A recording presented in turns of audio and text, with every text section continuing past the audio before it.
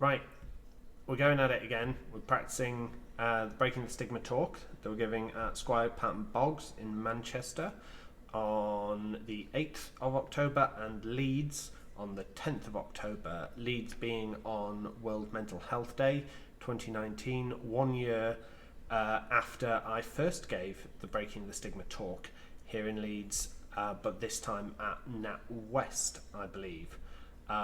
So it's fairly exciting times, and I just want to get some practice in more than anything. Plus, I know there's going to be a load of people who can't attend or people that would like me elsewhere, so I want to make sure I'm getting the practice in where I can on these so that they can be shared more than anything. Like, it's an important message that deserves to go further afield. So it'll be up there on YouTube. It'll be ready for others to watch. And yeah, so I'm doing this blind. You'll know I've taken out a lot of the slide transitions and a lot of the other stuff that I added a lot of the fanciness to that went with it. But I realised just having an honest and open talk is far more accessible than trying to add like fanciness and kind of wow to it. It's the words that matter, not what it looks like. I mean, it's using bloody memes, isn't it? So of course it's not what it looks like. But yeah, anyway, so I'm going to start.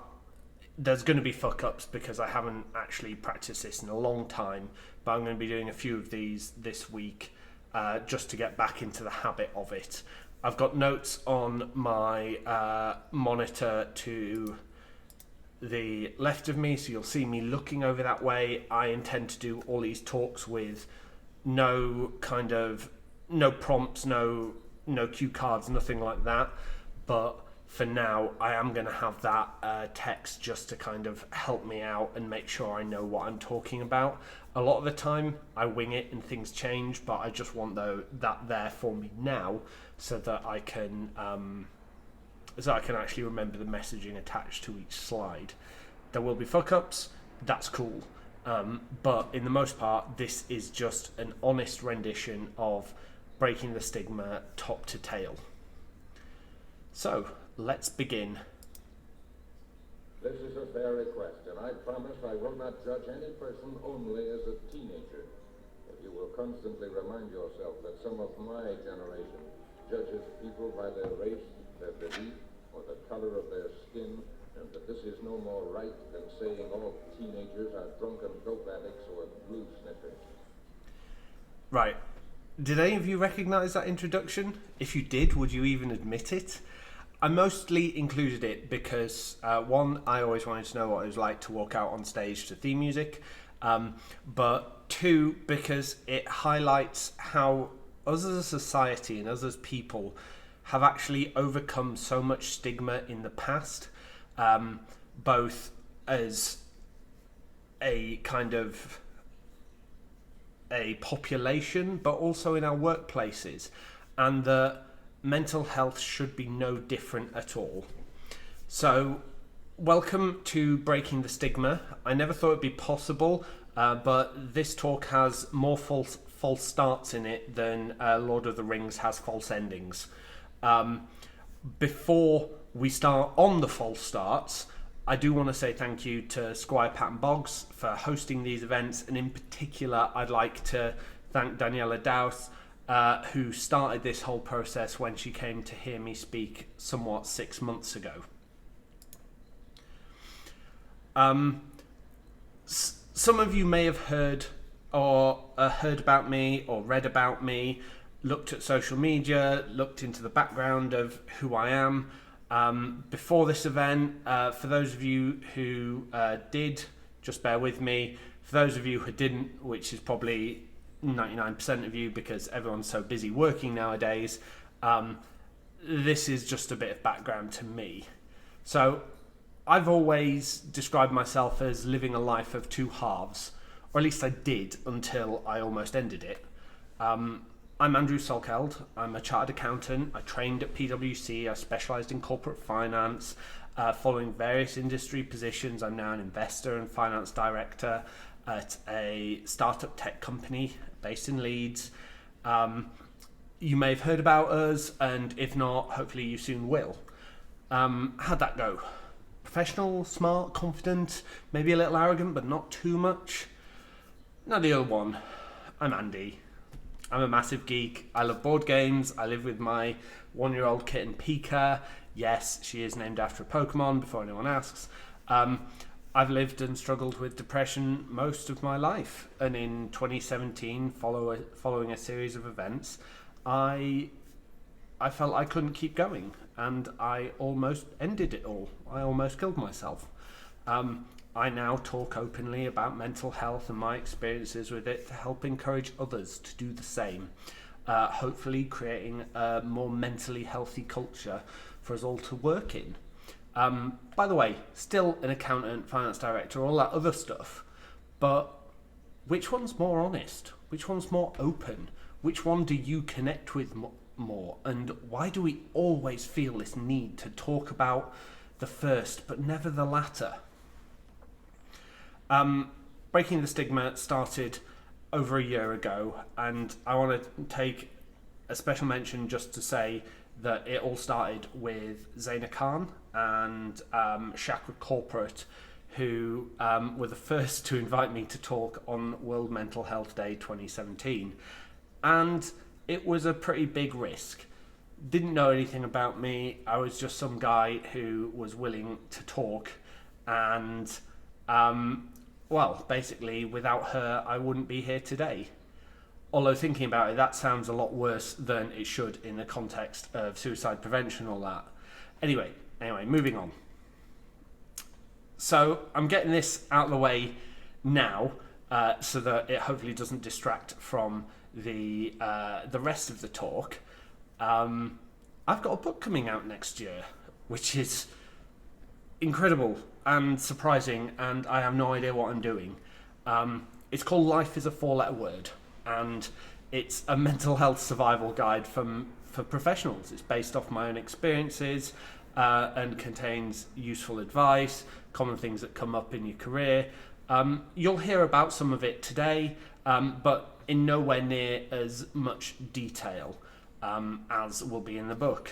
Special thank you again to one of your own, David Chan, who has contributed a foreword to the book.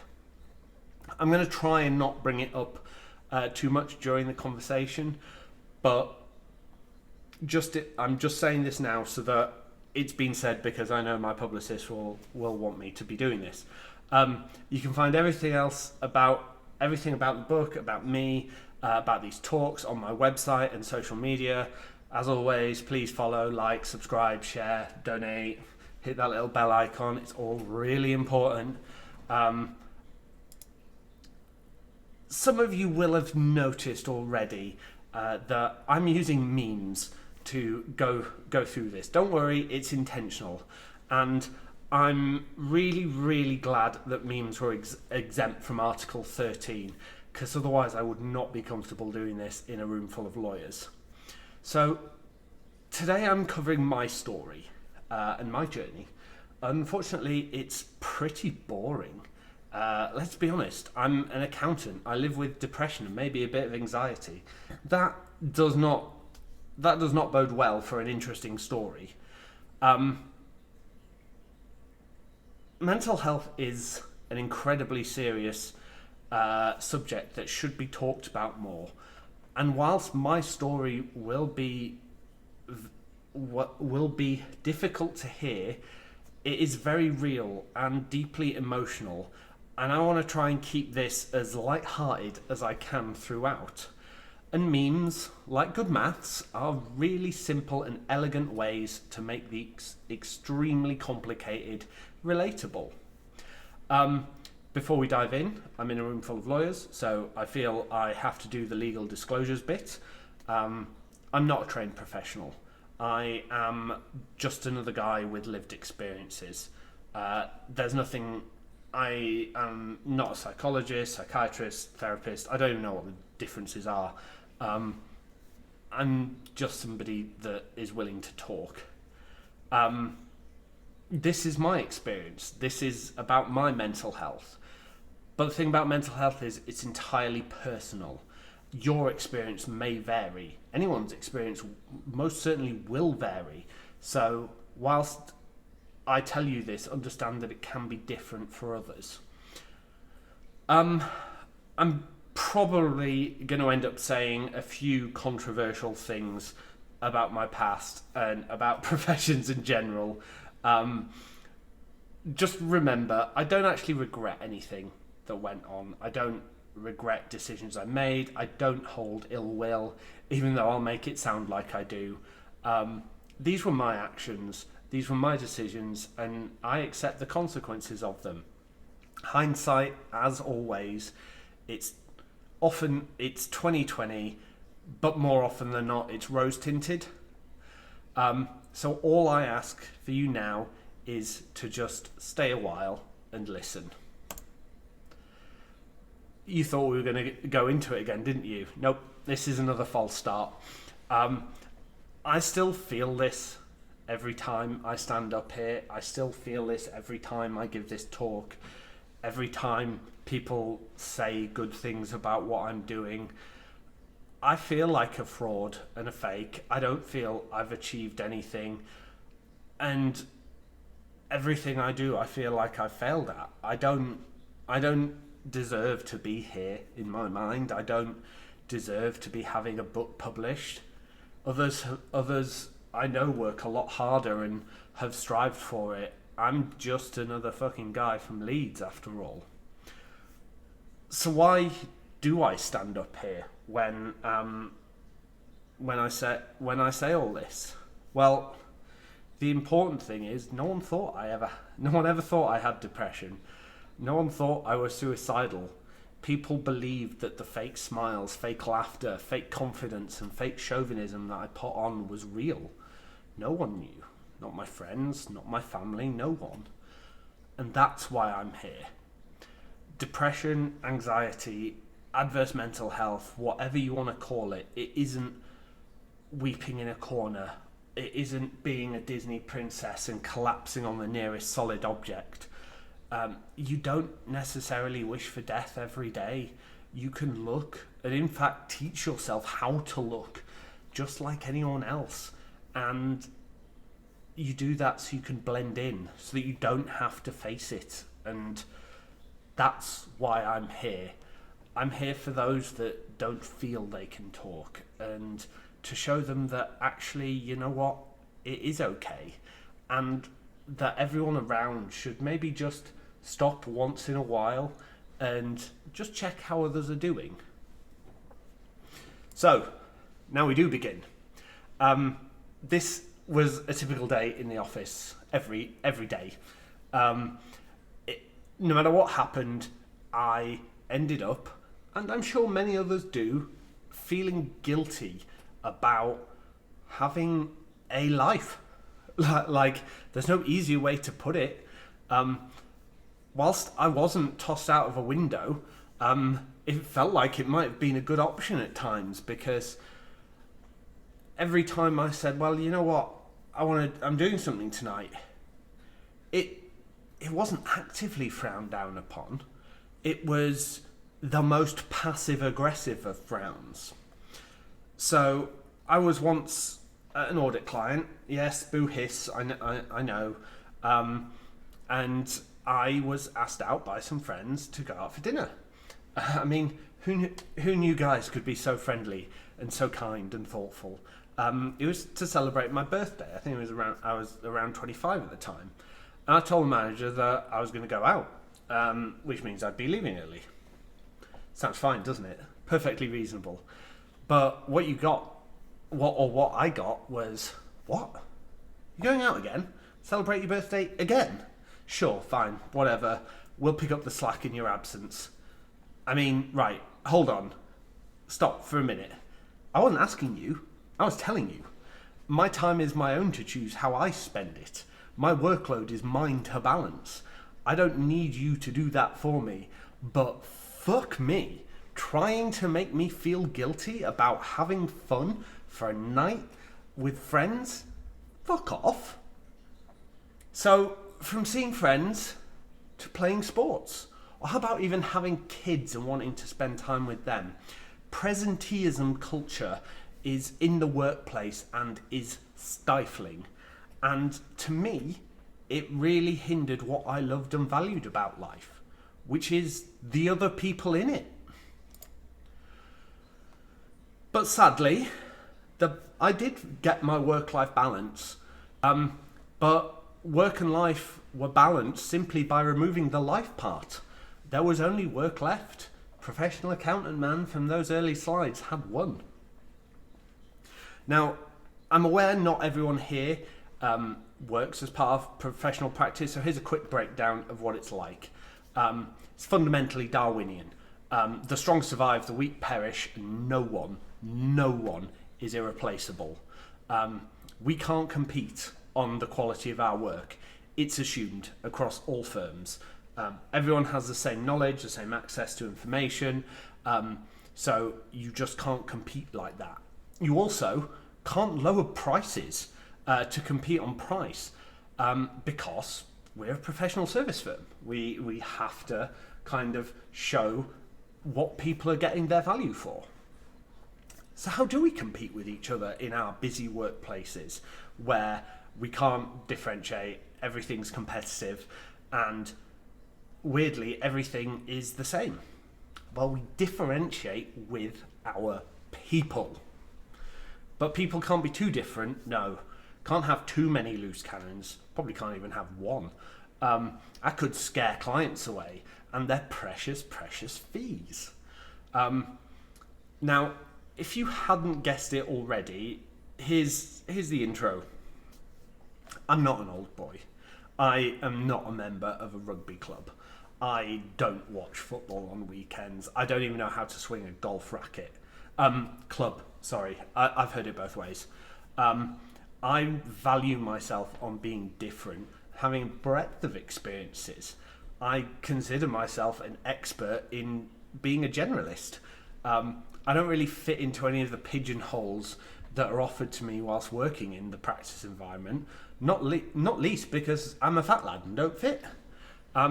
Because of these differences and the Darwinian nature, I experienced a lot of bullying in the workplace. I was bullied for my hobbies, which I soon quit afterwards out of embarrassment. I was bullied for my taste in music, which I stopped talking about or inviting people to listen with me. I was even bullied about my hair. Alright, fine, I'll accept that one. My hair's not changed since I was a teenager. I passed it all off at the time. We all do, but here's the thing. Bullying gets rebranded when you go up, and it gets called banter, and suddenly that makes it acceptable. And I'll tell you this, it isn't. I can name every person throughout my career who bullied me at one time or another. I can remember every incident vividly. Now, it's not a witch hunt. I'm not going to name names. Sticks and stones may break my bones, but names and the psychological damage caused by them will last a lifetime and undermine you for years and even decades later. This is my experience. Now, it is part of the Darwinian culture that comes with it. The strong survive, the weak perish. It doesn't make it wrong. And I'm not trying to say it's wrong. It's fine. Great organisations, great civilizations have been built on this. The issue is you don't necessarily know it whilst you're living in it. And you certainly don't know it whilst you're applying for your first job out of university. But whatever, don't worry about it. Oop. So you're a little bit different. Not really fitting into any of the cliques. Don't worry about it. You made a spelling mistake in a draft document that went to a client on page 183. Don't worry about it. What about that rounding error that happened in an equity schedule at completion? Don't worry about it. What about only spending 2 hours reviewing an audit report of a FTSE 100 listed entity? Nah, don't worry about it. Nope. Everything we do in professional services and in business as a whole nowadays, is under scrutiny from someone. So whatever you do, however small, however large, you will worry about it. It's just part of it. So we work harder. We put more effort in. And why are we working harder? What's pushing us to do more work than we ever had before? Well, it's competition, ultimately. There's increasing competition in the marketplace from all directions. People are setting up new practices. There's margin pressure, salary demands, whatever it is. The need to stand out and win work is at an all-time high. And how do we do that when we can't compete on all the things that I've said before? And here's the bit which is full of bullshit. We put ourselves in our client's shoes.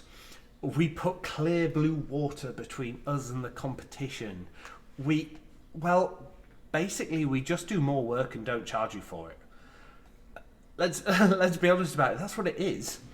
You can end up with simple questions about what would happen if, and what might the client think of this, and it turns into a rabbit hole of if, buts, maybes. It takes days to navigate and find all the potential possibilities, and you end up second guessing yourself, trying to anticipate the next question that comes from your boss, who's trying to second guess himself, and the next question from his boss, and it just keeps spreading like wildfire. When actually only a simple one-line response would probably do. No, they probably wouldn't care about it, to be honest. It's not practical. But that's the thing. We're trying to do more. And that's wrong. There we go. And the process is exhausting. But eventually, you finally get to go home. You may not get to go home when you want to go home, but you can finally go home and you can finally do what you want to do. No, sorry, not in the slightest. Because we're used to being challenged and questioned, we start challenging and questioning ourselves and what we accomplish during the day. But not in a good way. We don't praise ourselves. We think, oh my God, what if they misread what I put on page 2 of that email? Or they spotted that typo on page 183. And then panic sets in. And then that blessed device, that device that brought us so many benefits, buzzes. Shit. Just wanted to check you spotted that typo on page 183. It just never ends. Would something actually change or actually fall apart if we didn't change the document at 8 p.m. on a Wednesday night? Would something matter? People die? Does the world end? We never know because we're not willing to let it happen. We will always sacrifice ourselves, our bodies, our time, and our lives for our firms and their clients. And that's not a bad thing, but it is a choice. And that's what people have to realize. We choose to do this because we can always say no. Stupid monitors. Now, this is a huge problem for me. This is a real problem for me. People say nice things about me all the time. I mean, heck, you lot might even like me by the end of this thing. Stuff people say that's positive about me actually makes me cry. Last week, someone even said to me, and I can quote it because it's actually on this monitor here. I know we're just online friends and have never been exceptionally close, but I greatly admire you as a person. You're a man that I strive to emulate as I grow older. You're compassionate, reliable, loyal, and I'm very proud to know you. I mean, this came out of nowhere, and geez, like, you hear that stuff and internally I'm just like, who the hell are they talking about? Because it ain't me. I'm I see myself as just someone who's willing to tell his story. And I can never tell if what people are saying is genuine or whether it's because they think that's what I want to hear or if they simply just don't want to hurt my feelings. So few people genuinely say thank you. So let's just take a look at what happens when you say thank you for your hard work. Wait, is it a compliment? Do they think the work was actually easy but I made it hard? Do they think that I worked too hard? Did I make the work hard? Are they just being sarcastic? Like, because I'm taught to question, I'm now questioning their compliment. Here's another one that I bet so many people struggle with nowadays. You're beautiful. You're pretty. Do they actually think I'm beautiful? Do they think that I'm beautiful because I'm wearing makeup and I wouldn't be normally? They don't know me. They couldn't say I'm beautiful because they've never met me or blah blah blah. And it's like, wow. If I'm going to say something, honest, just know that I mean it. And everyone should just know that people mean it.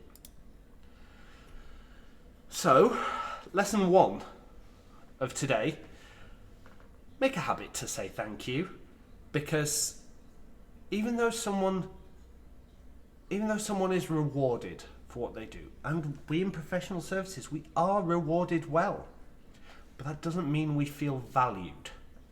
And that is far more important than anything else out there.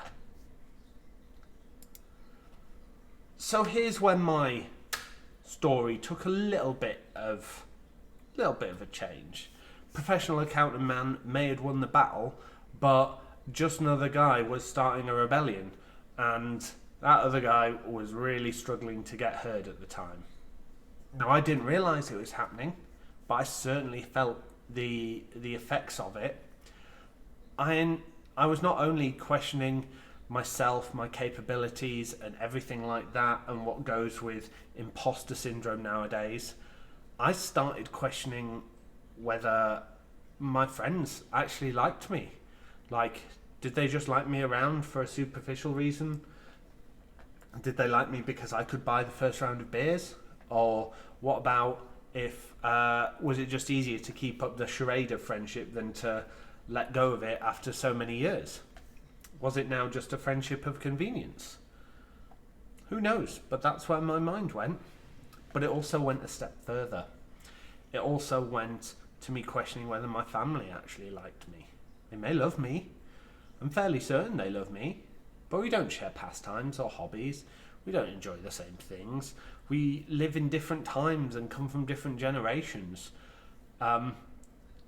Did they like me for who I had become? Did they respect me for who I'd become? This is where you can end up with the constant questioning, and it's not good. And it can ultimately isolate you further. So here's the second point today. So soon after the first? Well, yeah, it's a really important one. Stop saying that you're fine when you're not. Stop saying everything's okay when you're not. Start talking about things. Start talking about your feelings. Because even though our culture might have encouraged us to see them as weaknesses, we are one of the few species on our planet with real emotional intelligence. So let's embrace them. Or let's embrace it. Because otherwise we're no worse than the robots and AIs that everyone's terrified will destroy the planet someday. I mean, let's be honest, we're probably getting there first with all the climate change issues, but hey, we're not here to talk about that. Ultimately, if you don't talk about them, if you hold it all up inside and internalize everything, you can end up here. And let it sink in, because this is as honest as I can possibly make it. I started turning my back on my friends, my family, my loved ones. I was suffering. The pain was unreal. The numbness was consuming. I can say this now. I've been here 3 times in my life. They were all very different, but were all also very the same. So what I'm going to try and do now is talk to you about what depression is, what it means to me, and why I'm actually okay with it and can talk about it now like I do, why I'm not afraid anymore, and why I can even stand here and talk about it or write a book on it. So I talk about mental health because I talk about mental health in terms of depression, because depression is what it is, because what my illness is. I was diagnosed with it somewhere between 2014 and 2015, but if you look back, as I look back, it's been affecting my life probably since my teenage years. I just hadn't really appreciated it back then. During 2017, it was particularly bad, following a number of significant changes in my life where work was stale, various opportunities had fallen by the wayside. I was just, as people would describe it, a rut.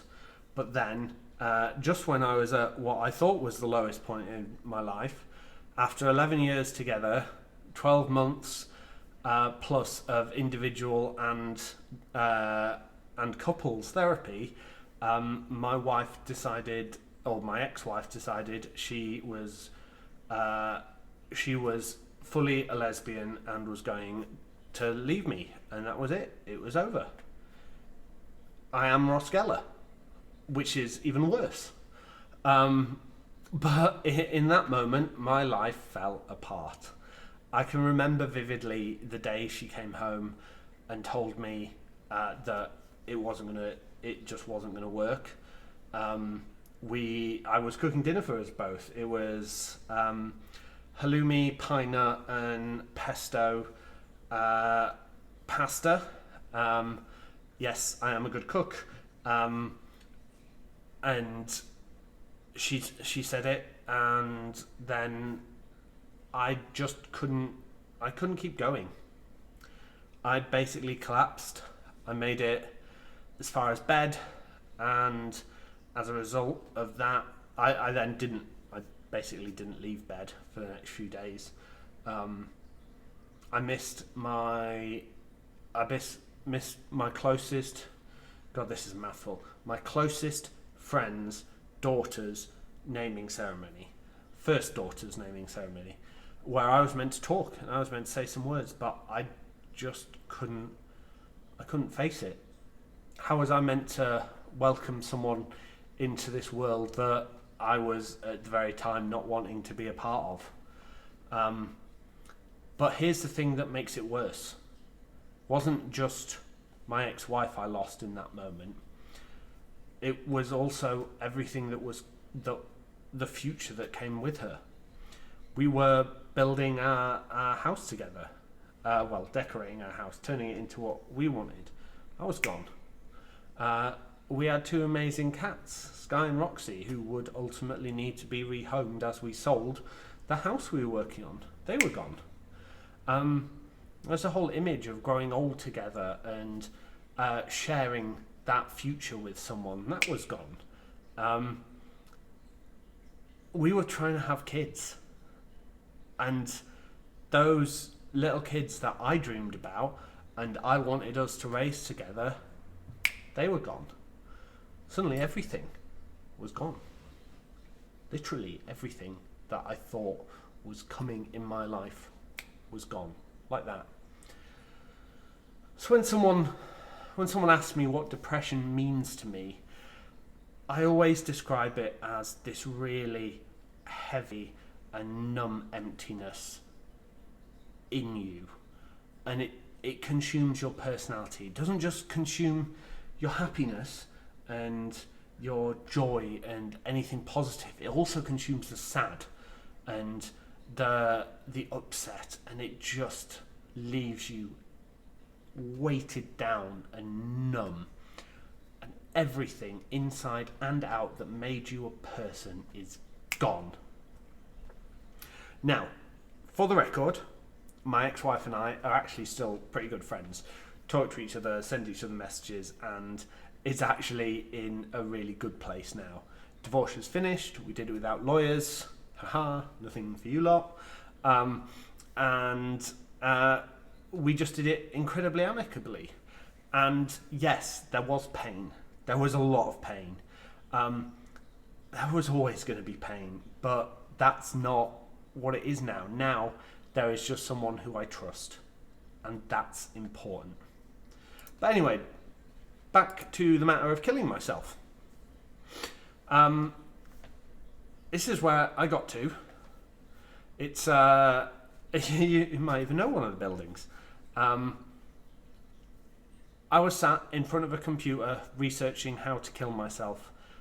It's the same computer and monitor that I used to prepare this presentation originally. For those wondering, I settled on the former. Firstly, I didn't need to leave the house. I was ultimately ashamed of leaving the house. I was worried seeing someone in public might just convince me not to do it, or might turn me away. I was deeply ashamed of where I was. And I sat there, figured out how I'd need to do it, what I'd need to do. I calculated for absolute certainty I should noose myself with 2 belts just to make sure that they didn't snap. Didn't want to fail at this because, fat lad, all that. I knew where I needed to do it in the house. Houses are surprisingly not well designed to kill yourself. That is probably a good thing. But I'm just trying to emphasize now that this is just how much thought goes into it. Suicide is not a quick thing. Suicide is selfish.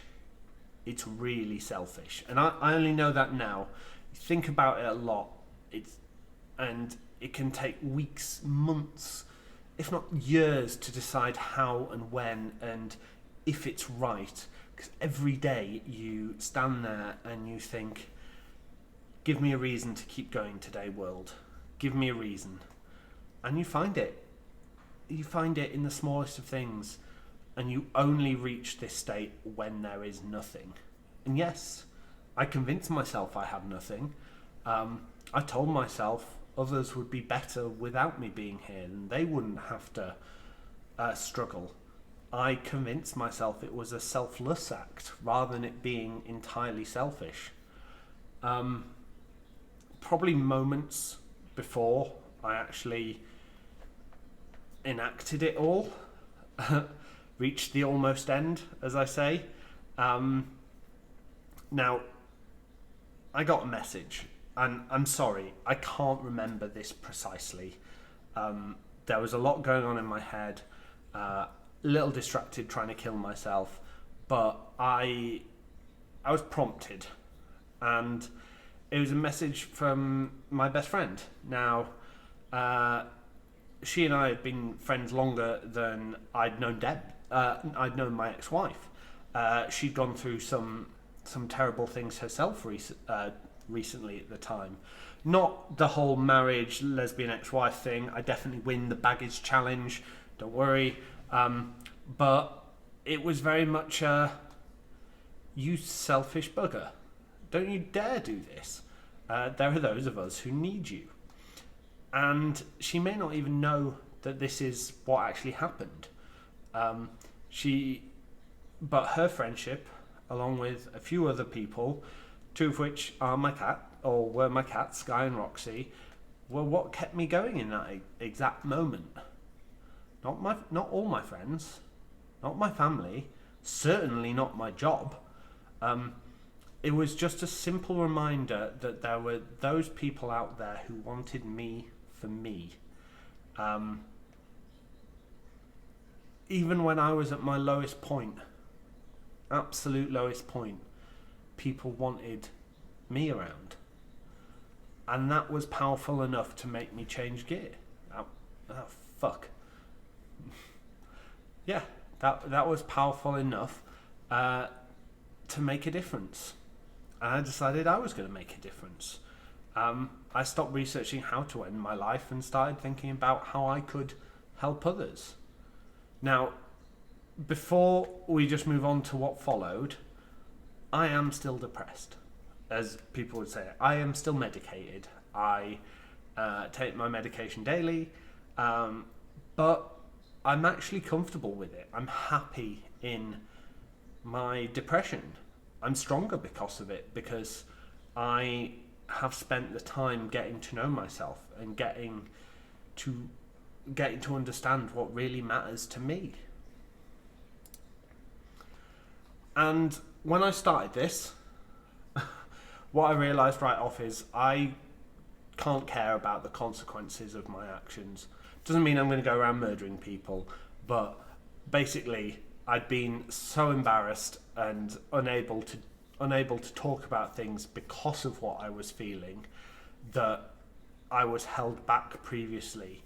For me to make a difference, I realised that I just had to not worry about what I said, not worry about who I said it to, but just to be completely open. So I decided to write an article. It was called Breaking the Stigma. Yes, I'm really bad at coming up with names. I just reused them. And I put it on LinkedIn, probably around August 2017, to raise awareness of a 24-hour charity event I was doing on my Twitch channel. Now, yes, I told you earlier to follow, like, subscribe as a joke, but I actually meant it back then. The word spread like wildfire, and within a few hours, when I should have been sleeping in preparation for this, I was being asked to talk on World Mental Health Day. I did other fundraising things, the most notable of which is visible today. I hate needles. Genuinely, still hate needles. Just don't get along with me. I'm the guy who has had fillings without anaesthetic because I hate needles that much. So why not face into that fear and say I'll get a tattoo if we can raise some money? There can be pictures, videos. The internet is a horrible place, and I'm certain that people will put money towards it if they know that they can see me scream. Scream? Yeah, squeamish. Don't know. Need to figure out that word. And it started off as a joke, but now this is a huge part of my life. Many people have said that I can get too emotional and that I wear my heart on my sleeve. Well, now I literally do. This is a memory of, or a tribute to everything that I care about. And it is my life and my happiness in one place so that I can never forget it. I can never leave it behind, and I can never lose it. It is with me forever. Now, new slide. Many people who I've spoken to over the years since I started talking about my mental health have said that they feel that speaking about it could be the death knell of their professional career. Other people, including partners, have said to me that they don't talk about it because they always question why should they go first. I mean, I could risk it all and no benefit would come of it. Wow. Well, here's the truth. Here's the hard truth. Being able to ask for help is a strength. Showing vulnerability is a strength. Being honest about who you are is a strength. You are simply stronger being you. And it brings us neatly on to our final messaging of this talk, which is all about acceptance. Now, I stopped giving a shit, basically. It's easier said than done. But I accepted life for all its ups and downs. Now, life is inherently unfair. Okay? Disney lied to us. We can toil endlessly to achieve our dreams, even change who we are to win over a prince's heart. And we can do anything and everything to make that a reality. Yet we can still end up dying alone in a hospital. It's one of those big buildings with patients, but that's not important right now. And we can be there spending our last fleeting moments on our little blue planet asking ourselves what it all meant, or whether we remembered to correct that typo on page 183. It ain't worth it. The universe owes us nothing. The universe doesn't balance out at the end, say, oh, you've had net positive, net negative, all balances to zero, or some other number, some universal constant of happiness. Don't happen. But knowing it's unfair actually is a positive, because it means we don't know what's coming. If you're having a bad time, or you're in a bad patch, or a bad place, you don't know how long it'll last. You can't say it'll last forever, because in disorder there is order. Equally, you don't know if you're in a great patch. You don't know that pride always comes before a fall. To be honest, you could end up being prideful forever. We just don't know. Swings and roundabouts. So live for now. Stop worrying about what happened in the past, because you can't change it. Stop striving for something in the future that you may never achieve. What's important is now. So I'm going to close a little differently than I normally do. I'm going to leave you with 3 simple statements that you can take away with you. And with that, hopefully, you can start building more mentally healthy cultures around you and in the places you work. So, to wrap things up, acceptance in all things. Accept yourself. Accept the world. Focus on what you can change and don't worry about what you can't. What matters is being at peace with it. Be happy. Life really is too short. You can toil endlessly and never achieve the reward you seek. Find your happiness in the present. You don't have to stand in front of hundreds of people giving talks, getting tattoos all over your body. Yes, there are more. Or even write books about it. Just find your acceptance and happiness. But, oh wait, I said 3 things, didn't I? I said 3. Alright, well, last, but by no means least, just don't be a dick. So yeah, that's a formal conclusion of Breaking the Stigma. This is an Ask Me Anything, and literally you can ask me anything. When you say that online in front of an audience, you'd be surprised and horrified about what can get asked. Here's your opportunity to speak about it. There'll be a more informal session of networking later that you can always just grab me at. And yeah, finally, made it to the end. No one threw anything at me.